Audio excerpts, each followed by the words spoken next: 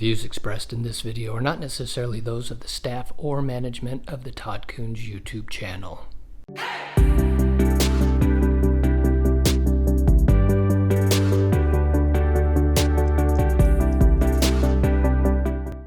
Hey everybody, welcome back to the channel, and as always, I appreciate you guys being here and watching. Thank you so much for being here. Today I want to talk about film. Have you guys noticed, well, how can you not have noticed that there is a huge trend, especially with young people, to shoot film again? Now, I was a film shooter back in the day, and when the world went digital, I was one of the people that was super excited for the world to go digital so that I didn't have to buy and process film anymore. But now all of a sudden it's becoming very trendy again and very popular. And I don't know about you guys, but I am super amazed how excited people are to be shooting film again. Now, when I talk to people who are shooting film, I always ask them, what is it about film that you like shooting film so much? And I almost always, without fail, get the same answer. I like the look of film that I can't seem to get when I shoot digital. It just has a look about it that is unique, and I really like that look. Now, of course, I also get answers like, I just like the challenge of it. I like the vintage feel to it. I like taking my film into the lab and waiting to see what comes back. They just like the whole experience and the process. But the number one thing I get is they like the look of film.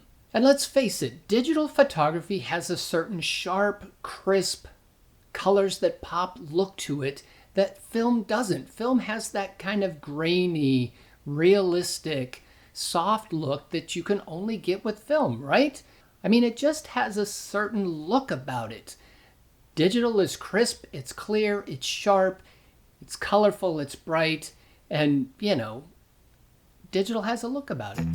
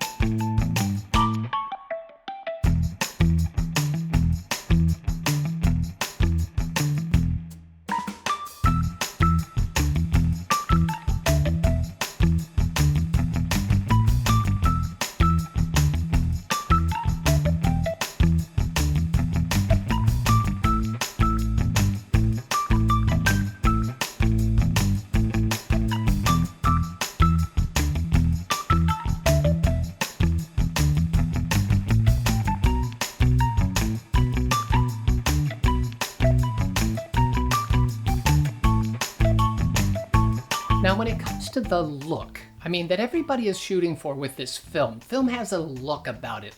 It makes me wonder, what does that exactly mean? Because let's be honest, there's lots of different types of film. There's color negative film, there's black and white negative film, there's color transparency film, chrome film. There's different sizes of film. There's 35 millimeter, there's 120, we used to shoot 4x5 and 8x10 sheet film. So there's lots of different types of film, and Kodak has a little bit different color to it than, say, Fujifilm.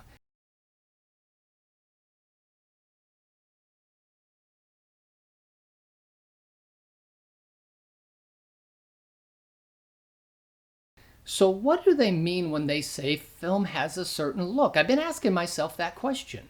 So here's my little theory about the look when it comes to film. I think it's more about the equipment that's being used than it is the film itself. And let me explain what I mean. There's not really a camera manufacturer making a film camera today. I mean, there probably are some that you can buy, but most of the people that are shooting film are buying vintage cameras from, say, the 80s, 90s, maybe even the 70s, old Canon AE1s, Nikon FM2s, things like that, Pentax K1000. They're buying these old vintage cameras and running film through them. Now, one thing that I can say about cameras of that era, if you had a zoom lens from, say, the 70s and 80s, they were junk. Zoom lenses back in those days just were not near as sharp as a prime lens from that same era. There were prime lenses or fixed focal length lenses from that era that were amazingly sharp, even farther back than that, amazingly sharp. But the zoom lenses, not so much. Not like today. Today you can buy a zoom lens, the high-end L-series Canon lenses or the G Masters from Sony, super, super sharp, even though they're a zoom lens. That just wasn't true back in the 80s. The other thing that a digital camera is going to have today is probably in-body stabilization. A lot of the lenses have stabilization, or Nikon calls it vibration reduction. That wasn't true back in the film days. So if you're shooting with a film camera the way that you're accustomed to shooting with a digital camera that has some stabilization that's going to assist you in getting a sharp image, you're probably not going to get the same sharp image out of a film camera, not because of the film itself, but because you're shaking, there's some kind of movement to the whole process that is creating a little bit softer look. And then there's the whole issue about exposure. If you underexpose your film, you don't get a good solid exposure when you expose film, it's not going to be as sharp, it's not going to be as crisp as if you get the exposure correct. Now with digital cameras today, with auto modes and auto ISO, and if you're an aperture priority where you're picking the aperture and the camera's doing the rest of the work, you're going to get a very accurate exposure 99% of the time. That's just not true with those old vintage cameras. You've got to know how to expose your film properly. And if you underexpose it, you're going to get a softer, less crisp image. Also, an underexposed negative is going to produce a very grainy shadow area. So if you're trying to hold those shadows in a piece of film that you've underexposed, you're going to get a lot of grain. Now, I could be wrong about this, but I think a lot of that look that people love about film comes from just the equipment they're using not being able to do what a modern camera can do today, and probably a little bit of technical knowledge that's just not quite there to get the most out of their film, and they're getting these soft, grainy, underexposed images. Now, I have nothing against shooting film. I think it's great. I think it's an amazing trend that is happening, and one of the things that I'm seeing, especially with the young people, is that, like I said, in order to expose your film properly, you've got to know what you're doing. You've got to know shutter speeds and apertures. You've got to know how to manually focus it, and you've got to get those exposures correct, because the camera's not going to do most of the work for you the way a modern digital camera can. And I think people are learning photography, or at least the basics of photography, better by being film shooters. So I'm not coming against shooting film in any way, shape, or form. The whole point of my video here is to talk about that look that everybody thinks they're getting with film, because I'm going to give you a little bit of secret. All of the images that I've shown you so far that I said were film shots were actually digital shots. And all the shots that I said were digital images were actually shot on film. So the big question is, can I take my digital images and can I make them look like film? And I've proven that I can take film images that I shot 20, 30 years ago, and they're sharp, they're crisp. I think most people would believe me if I told them they came out of a digital camera. Now, if you shoot with Fujifilm, one of their big claims to fame is their film simulations. You can dial it right into the camera. As you shoot it, it looks like film right out of the gate. So that film look can be done through digital, if you ask me. Leave me a comment if you disagree with that. I'm really hoping to get a lot of comments in this video, because I think there's a lot of opinions out there. I've even been talking to people who have clients who are now coming to them saying, hey, can you shoot film at my wedding? Can you do film for my portrait session?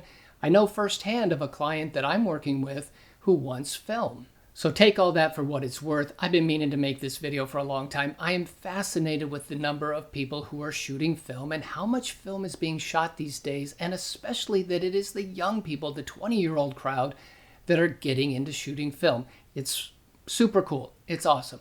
I'm impressed by all of it. Don't completely understand it, being somebody who came from the film days who was so thrilled to stop buying film and paying to have it processed. But that's just my opinion. So, like I said, leave me a comment. Tell me what you think. Maybe something I missed. Be honest with me. Could you tell that my digital images were actually film and my film images were digital? I'd like to know. Be honest with me about that. Leave me a thumbs up if you would. If you haven't subscribed, I would appreciate it if you subscribe to the channel. We're getting really close to that 2,000 mark, and that is super exciting.